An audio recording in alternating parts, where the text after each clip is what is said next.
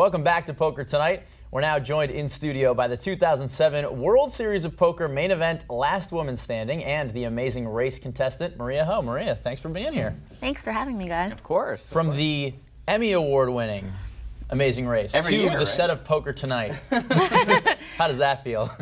You know what? As long as I don't have to run with heavy backpacks, I think I like sitting in this chair a lot sure better. We could actually arrange that.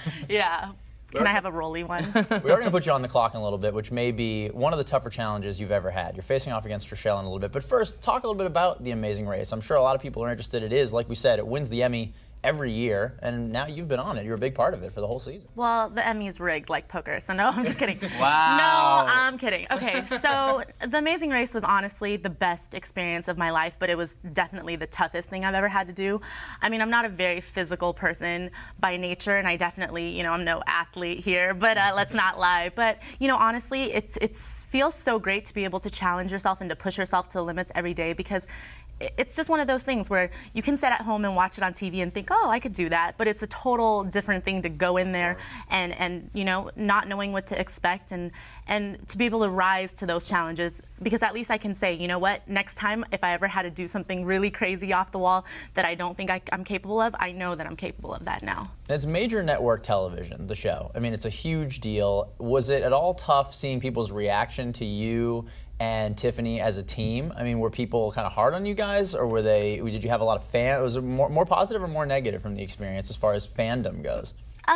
You know, from the first episode, I don't think we came off too well. And so, you know, definitely, because of the good old Google alert, I definitely know that a lot of the bloggers out there, a lot of the television bloggers were kind of, you know, giving us a hard time. They actually said that we were the worst villains on reality television, above Johnny Fairplay. I think he lied about his grandmother dying, right, on Survivor. And I was like, wow, you know, that's pretty harsh. Like, how, I don't know if what we did was worse than what he did. What did you guys do that got you in the same level? No, I don't. I really don't. Well, we you know, somewhat misled people about what our real profession was. And at the time, it seemed like a good idea, but I guess it wasn't. So, you know, taking that criticism is hard, but actually we realized we gained a lot of fans along the way. I think that a lot of people started liking us and seeing that we weren't as bad as maybe we came off on the first episode. And so it's really nice, actually. We get a lot of positive feedback from just people we meet on the streets. Sure, the bloggers and those TV critics, they'll say whatever they want to say, but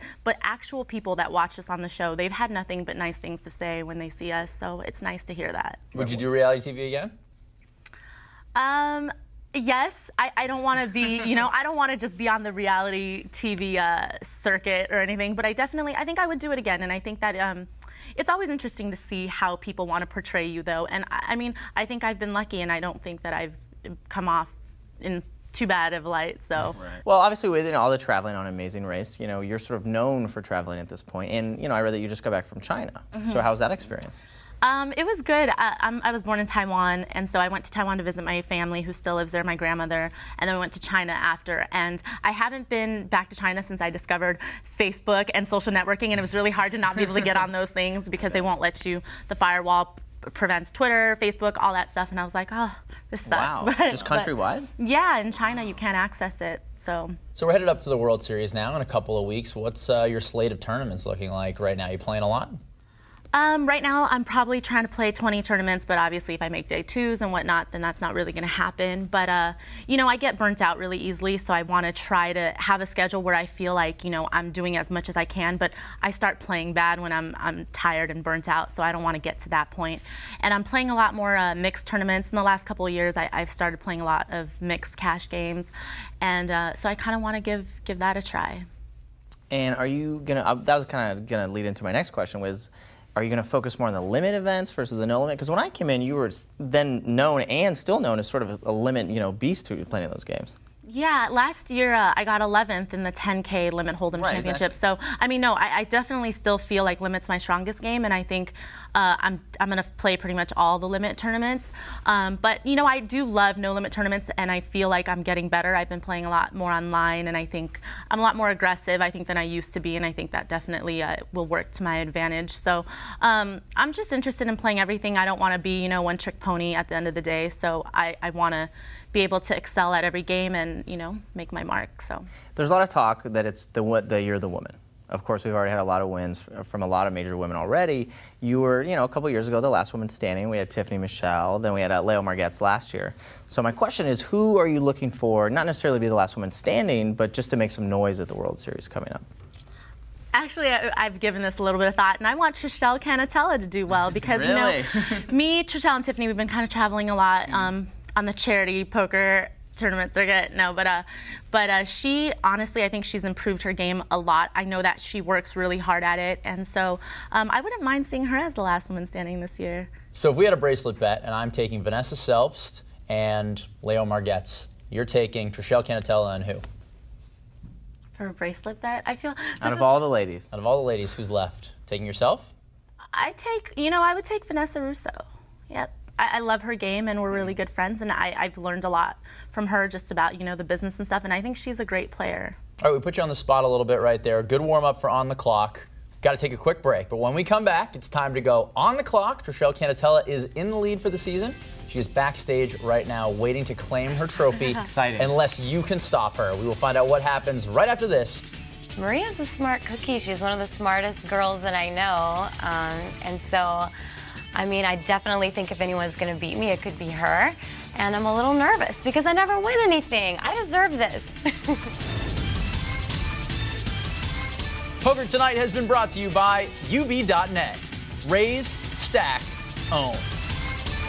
Welcome back to Poker2Nite and our final On the Clock for the season. Trishelle Cannatella has held the lead all season long, so it's time to see if Maria Ho can take the lead from her and be, once again, the last woman standing right here on Poker2Nite. Maria, this is how On the Clock works. You have 60 seconds to answer as many questions as you can. Some of them are objective, some of them subjective. Get ready for it. If you don't want to answer or you cannot answer, you can just say fold and we'll go on to the next question. Are you ready? All right. I'm ready. Okay. All right, floor, start the clock. Fact or myth, Asian women are bad drivers? Fact. Sing the next line of this popular Justin Bieber song. My first love broke my heart for the first time, and I was like... Fold. How many continents were visited during Amazing Race 15? 3. Best place to buy burrito in LA. Chipotle. You were the last woman standing at the 2007 World Series of Poker. Who was the second to last woman standing? Oh my gosh. Fold, I feel like. Who's a better poker player, you or Tiffany Michelle? Me. Phil Hellmuth has the most World Series of Poker cashes. Who has the second most? Eric Seidel. What's the name of the fictional candy bar seen on the TV show Lost? Oh, I know there's no fold. What agricultural tool is used to agitate the surface of the soil around plants? Hoe. Historically, Taiwan is also known by this name. Formosa. What is the square root of 9? 3. And hold up, you're holding the ace high nut flush, and your opponent holds a king. We are out of Oh, we didn't get that time. one. We are out of time. How many correct here? Let's see.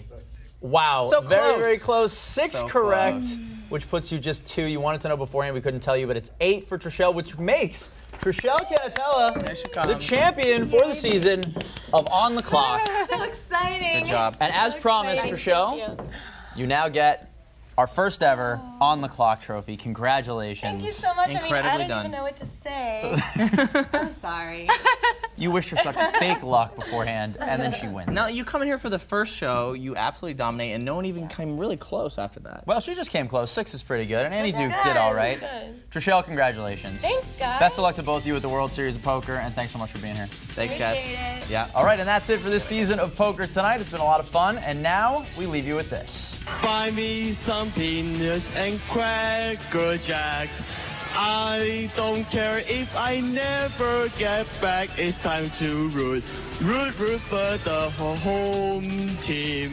If they don't win, it's a shame. For it's 1, 2, 3 strikes you out at the